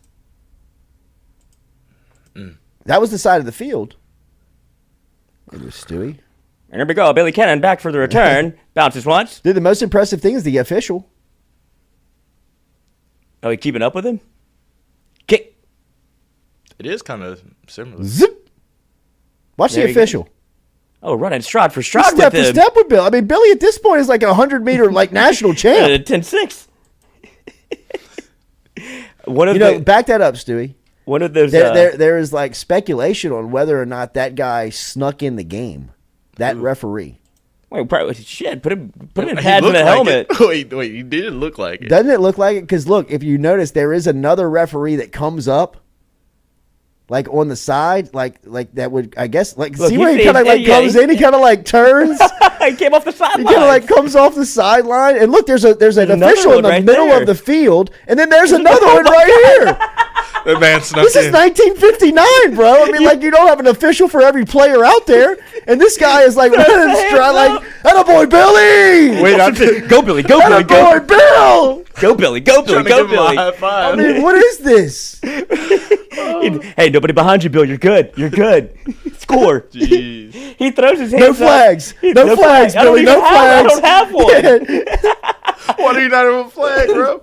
He throws his hands up, not like a referee, like a fan. Yeah. Let's go. That man said, he was a referee for Halloween. That's great, man. But it was either the punter or one of the other guys that got kicked in the mouth by Billy Cannon on that return. Was a teacher at Bolton, and he would take out his false teeth and be like, "This is Billy Cannon did this to me." He's real proud of it. And he's a dentist. Yeah, could have fixed him. Yeah, right. All right, have a great Wednesday, Thursday out there for you. We'll be back with you tomorrow morning here on the Jordy Culotta Show. Hit that like button, share button, comment button. As, in the chat, they're saying, Jordy, don't get any ideas. That was Jordy in his other life. You were one step away. In his past life. Yeah. Referee. Have a great day. We'll talk to you tomorrow morning right here from Click Here Digital. Zebra was moving. Hey, Chino. Put my headphones up, bro. Monday through Friday from 7 to 9. Yeah, you see the notification. We about to go live. We got all your favorite guests. We got them in line. It's the Jordy Culotta Show. Come have a good time. It's the hottest show around. We ain't got to flex. Call up G, we get it done. We earning our respect. Tell recruits to let us in. Where they going next? Throw up the L's. Now we lit. Band playing neck. From the boot to the east to the west coast. No matter where we at, we live. Mic'd up for show. Open up the phone lines. Come and join the show. Make sure you tell your friends about Jordy.